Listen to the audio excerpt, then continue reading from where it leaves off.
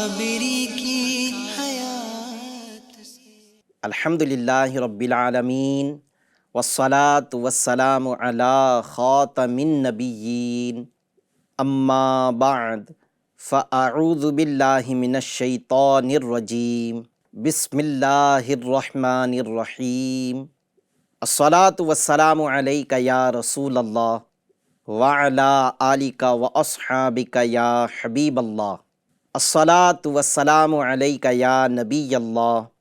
وعلی آلک واصحابک یا نور اللہ۔ F G N channel کے ناظرین، ایک بار پھر سلسلہ ایک حکایت ایک نصیحت لیے حاضر ہیں۔ آپ جانتے ہیں اس سلسلے میں ہم آپ کو ایک حکایت سناتے ہیں جو سبق آموز ہوتی ہیں،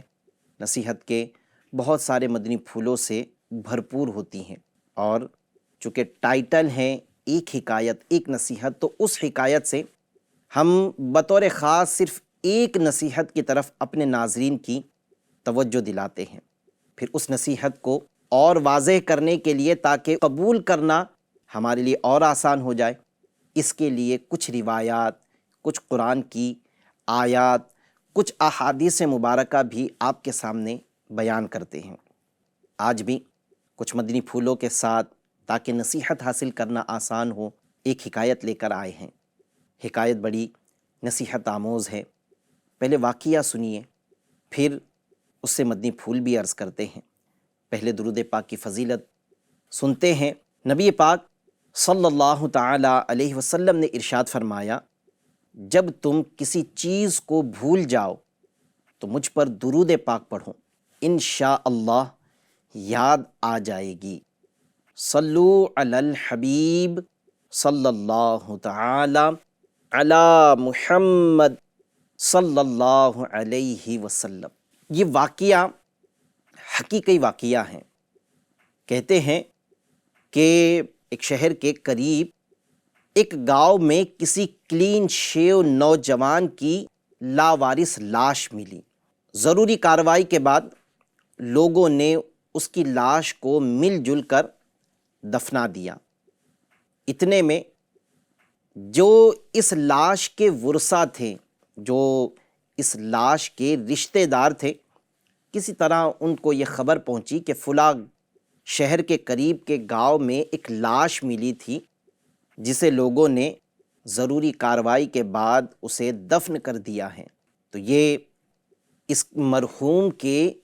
ورثہ ڈھونڈتے ہوئے لوگوں سے ملے، اور انہوں نے لوگوں کے سامنے اس خواہش کا اظہار کیا کہ ہم اپنے اس عزیز کو یہاں سے، یعنی یہاں کی قبر سے نکال کر اپنے گاؤں میں اس کی قبر بنانا چاہتے ہیں۔ چنانچہ وہ گاؤں والوں نے اجازت دے دی، قبر سے مٹی کھود کر ہٹا دی گئی،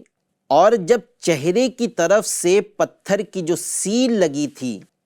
جب اسے ہٹایا تو وہ، آپ نے جیسے شروع میں سنا کہ وہ ایک کلین شیو جس نے داڑھی مڈی ہوئی تھی، ایسے شخص کی لاش تھی، لیکن جب قبر سے اس کی جو سیل لگی تھی، اس سیل کو جب ہٹایا گیا تو اس کے چہرے پر کالی داڑھی بنی ہوئی تھی۔ کہ ناظرین، عبرت کی بات یہ ہے کہ وہ داڑھی بالوں کی نہیں بلکہ کالے بچھوؤں کی بنی ہوئی تھی، یعنی اس کے داڑھی کے اس حصے پر کالے بچھو اس کے گال کا گوشت کھا رہے تھے۔ یہ لرزہ خیز منظر دیکھ کر لوگ استغفار پڑھنے لگے، اور جو تو اس کی قبر پر پھر سے مٹی ڈال کر اس کی قبر کو بند کر دیا گیا۔ یہ حکایت یہاں مکمل ہوئی۔ ایک حقیقی حکایت ہے، ایک سچا واقعہ ہے۔ عبرت کے لیے نصیحت کا مدنی پھول ناظرین یہ ہے کہ نبی پاک صلی اللہ تعالی علیہ وسلم کی یہ سنت مبارکہ، داڑھی رکھنا ایک ایسا امر ہے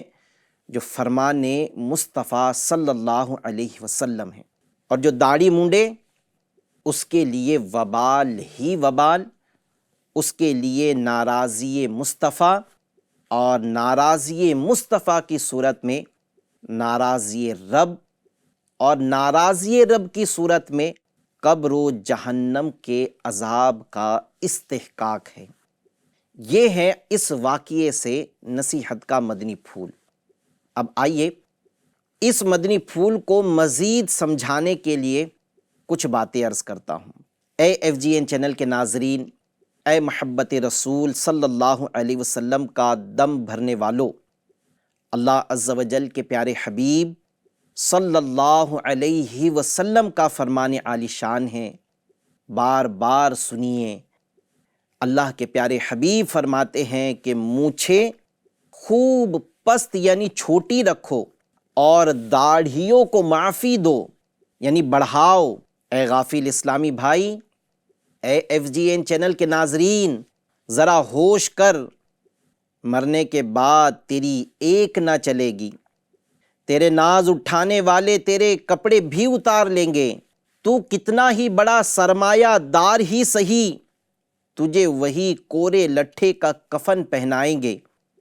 جو فٹ پاتھ پر دم توڑنے والے لاوارث کو بھی پہنایا جاتا ہے۔ تیری کار ہے تو وہ بھی گیرج میں کھڑی رہ جائے گی، تیرے بیش قیمت لباس صندوق میں دھرے کے دھرے رہ جائیں گے، تیرا مال و متاع اور خون پسینے کی کمائی پر تیرے ورثہ قابض ہوں گے۔ اپنے جو تیرے قریبی ہیں، تجھ سے محبت کرنے والے ہیں، وہ اشک بہا رہے ہوں گے، اور بیگانے ہیں جو تجھ سے نفرت کرتے ہیں، وہ تیرے مرنے پر خوشیاں منا رہے ہوں گے۔ تیرے ناز اٹھانے والے تجھے اپنے کندھوں پر لاد کر چل پڑیں گے، اور ایک ایسے ویرانے میں لے آئیں گے کہ تو کبھی اس ہولناک سناٹے میں اور خاص کر رات کے وقت ایک گھڑی بھی تنہا نہ رہا تھا اور نہ آ سکتا تھا، بلکہ اس کے تصور سے ہی کانپ جایا کرتا تھا۔ اب گڑھا کھود کر تجھے منو مٹی تلے دفن کر کے تیرے ساتھ آئے ہوئے تیرے عزیز تجھے چھوڑ کر چلے جائیں گے۔ تیرے پاس ایک رات کی بات تو کجا ایک گھنٹہ بھی ٹھہرنے کے لیے کوئی راضی نہ ہوگا، خواہ تیرا چہیتا بیٹا ہی کیوں نہ ہو، وہ بھی بھاگ کھڑا ہوگا۔ اب اس تنگ و تاریک قبر میں نہ جانے کتنے ہزار سال تجھے اکیلے رہنا ہے۔ تو حیران و پریشان ہوگا، افسردگی چھائی ہوگی، قبر بھینچ رہی ہوگی، تو چلا رہا ہوگا، حسرت بھری نگاہوں سے عزیزوں کو جاتا ہوا دیکھ رہا ہوگا، دل ڈوبتا جا رہا ہوگا۔ اتنے میں قبر کی دیواریں ہلنا شروع ہوگی، اور دیکھتے ہی دیکھتے دو خوفناک شکلوں والے فرشتے، جنہیں ہم منکر نکیر کہتے ہیں، اپنے لمبے لمبے دانتوں سے تیری قبر کی دیوار کو چیرتے ہوئے تیرے سامنے آ موجود ہوں گے۔ ان کی آنکھ سے آگ کے شعلے نکل رہے ہوں گے، ان کے کالے کالے محیب بال یعنی ہیبت ناک بال سر سے پاؤں تک لٹک رہے ہوں گے، تجھے جھڑک کر بٹھائیں گے، کرخت یعنی نہایت سخت لہجے میں اس طرح سوالات کریں گے، مر ربو کا، تیرا رب کون ہے، ما دینو کا، تیرا دین کیا ہے۔ اتنے میں تیرے اور مدینے کے درمیان جتنے پردے حائل ہوں گے سب اٹھا دیے جائیں گے، کسی کی مونی دلربا پیاری سی صورت سامنے آ جائے گی، یا وہ عظیم اور پیاری ہستی خود تیری قبر میں تشریف لے آئے گی۔ کیا عجب تیری آنکھیں شرم سے جھک جائے، ہو سکتا ہے کہ تو یہ سوچ میں پڑ جائے کہ نگاہیں اٹھاؤ تو کیسے اٹھاؤ، اپنی بگڑی ہوئی صورت دکھاؤ تو کیسے دکھاؤ، یہ وہی تو میرے آقا ہیں جن کا میں کلمہ پڑھا کرتا تھا، اپنے آپ کو ان صلی اللہ علیہ وسلم کا غلام بھی کہا کرتا تھا، لیکن میں نے یہ کیا کیا؟ پیارے پیارے آقا صلی اللہ علیہ وسلم نے تو مجھ سے یہ فرمایا، داڑھی بڑھاؤ، مونچھیں خوب پست کرو، اور داڑھیوں کو معافی دو، لیکن ہائے میری بدبختی، میں چند روزہ دنیا کی زینت میں کھو گیا، فیشن نے میرا ستیہ ناس کر دیا۔ آقا صلی اللہ علیہ وسلم کے سختی سے منع کرنے کے باوجود میں نے چہرہ مدینے والے آقا صلی اللہ علیہ وسلم کے دشمنوں والا بنا رکھا۔ ہائے اب کیا ہوگا؟ کہیں ایسا نہ ہو کہ میری بگڑی ہوئی شکل دیکھ کر سرکار عالی وقار صلی اللہ علیہ وسلم مجھ سے منہ پھیر لے اور یہ فرما دے کہ یہ تو میرے دشمنوں والا چہرہ ہے، میرے غلاموں والا نہیں۔ اگر خدا نخواستہ ایسا ہوا تو اے میرے FGN چینل کے ناظرین، سوچو اس وقت ہم پر کیا گزرے گی۔ نہ اٹھ سکے گا قیامت تک خدا کی قسم، اگر نبی نے نظر سے گرا کر چھوڑ دیا۔ ایسا نہیں ہوگا انشاءاللہ، ہرگز ایسا نہیں ہوگا، کیونکہ ابھی ہم زندہ ہیں۔ مان جائیے، اپنے کمزور بدن پر ترس کھائیے، جھٹ ہمت کیجئے، انگریزی فیشن فرنگی تہذیب کو چھوڑ دیجئے اور اپنا چہرہ اپنے نبی صلی اللہ علیہ وسلم کی پاکیزہ سنت سے آراستہ کر لیجئے۔ ایک مٹھی داڑھی اپنے چہرے پر سجا لیجئے، ہرگز شیطان کے اس فریب میں نہ آئے اور ان وسوسوں کا شکار نہ ہوں کہ ابھی تو میں اس قابل نہیں ہوں، میں کہاں داڑھی رکھوں، میری عمر ہی کیا ہے، میرا علم بھی اتنا نہیں ہے۔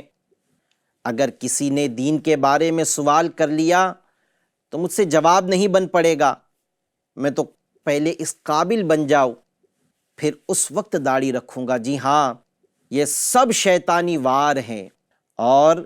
یہ شیطان کا کامیاب ترین وار ہے کہ انسان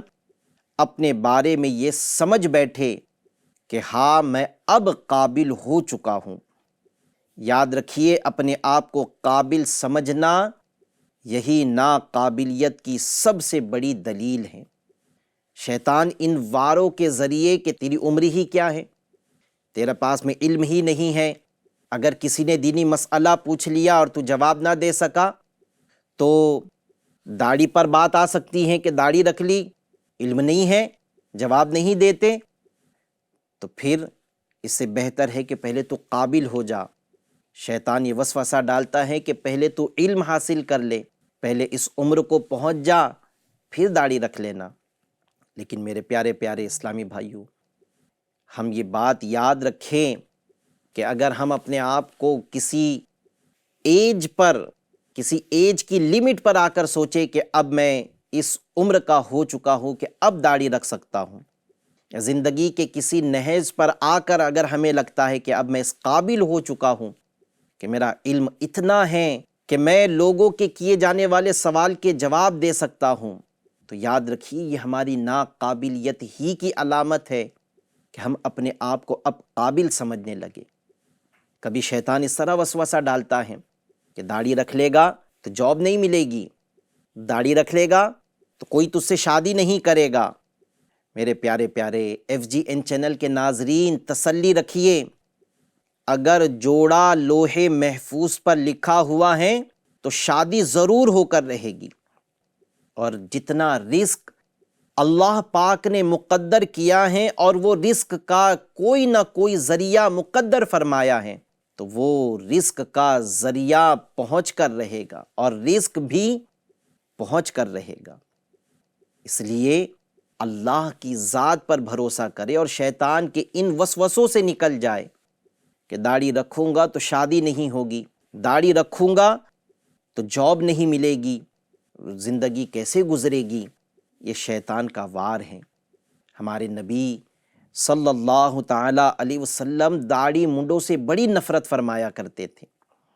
سگے ایران خسرو، اس کا نام پرویز تھا، اس نے اپنے 2 افسر کو نبی پاک صلی اللہ تعالی علیہ وسلم کی معاذ اللہ خبر گیری کرنے کے لیے اس نے مدینہ بھیجا تھا۔ یہ دونوں افسر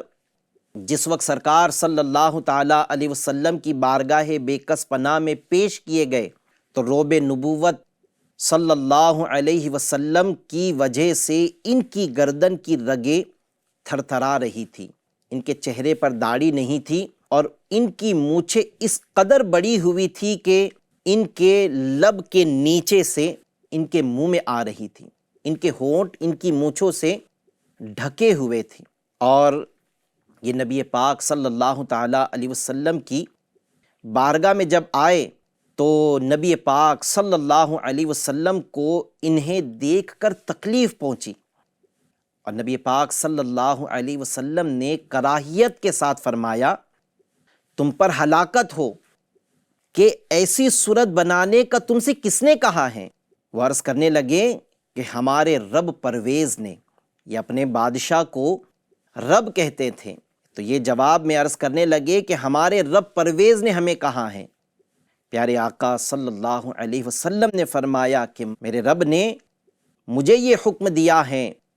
کہ داڑھی بڑھاؤ اور مونچھیں کترواؤ۔ میرے FGN چینل کے ناظرین، اس بات پر ذرا غور کریں، اس روایت پر کہ ہمارے پیارے آقا صلی اللہ تعالیٰ علیہ وسلم کی خدمت میں دو ایسے اشخاص آئے احکام شریعت سے ناواقف بھی ہیں